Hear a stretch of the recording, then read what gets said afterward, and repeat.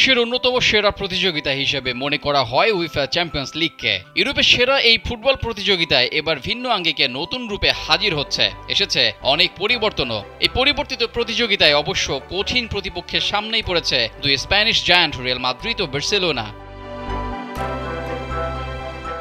চলতি মৌসুমের চ্যাম্পিয়ন্স লিগে শিরোপাধারী রিয়াল মাদ্রিদকে বেশ কঠিন প্রতিপক্ষের মুখোমুখি হতে হচ্ছে। ইউরোপিয়ান ফুটবলের শীর্ষ এই প্রতিযোগিতায় নতুন আঙ্গিকে ফিরেছে লিগ ফেজ, যেখানে প্রতি দলকে 8টি ম্যাচ খেলতে হবে, 4টি হোম ম্যাচ অর্থাৎ ঘরে এবং 4টি প্রতিপক্ষের মাঠে।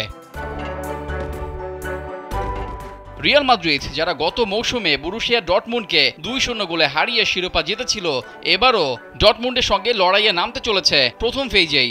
ওয়ালটন ফ্যানের অ্যারোডাইনামিক ব্লেড ঘরের কোনায় কোনায় ঠান্ডা বাতাস ছড়িয়ে হাওয়া বদলে নেয়।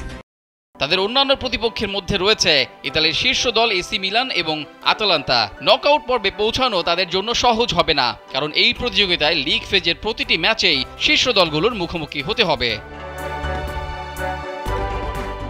অন্যদিকে বার্সেলোনা তাদের হারানো সাফল্য পুনরুদ্ধার করতে কঠিন লড়াইয়ের সামনে পড়বে। তাদের প্রতিপক্ষ হিসেবে রয়েছে বায়ার্ন মিউনিখ এবং বরুশিয়া ডর্টমুন্ডের মতো শক্তিশালী দল।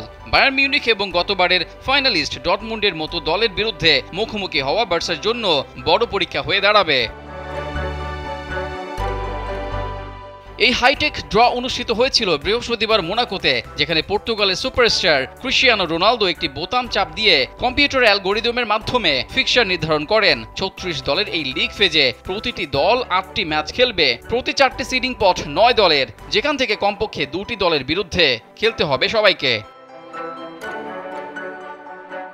শীর্ষ 8 দল সরাসরি শেষ 16তে উঠবে, তবে নবম থেকে 24তম স্থানে থাকা দলগুলোর প্লে অফের মাধ্যমে নক আউটে যেতে হবে। 25তম বা তার নিচে থাকা দলগুলো সরাসরি বাদ পড়বে এবং ইউরোপা লিগে খেলার সুযোগ পাবে না।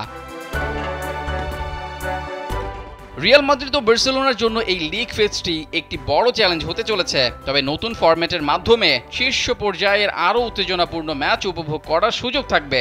চ্যাম্পিয়ন্স লিগ শুরু হবে 17 থেকে 19 সেপ্টেম্বর এবং লিগ ফেজ চলবে 29 জানুয়ারি পর্যন্ত। রেজাউল করিম, কালবেলা।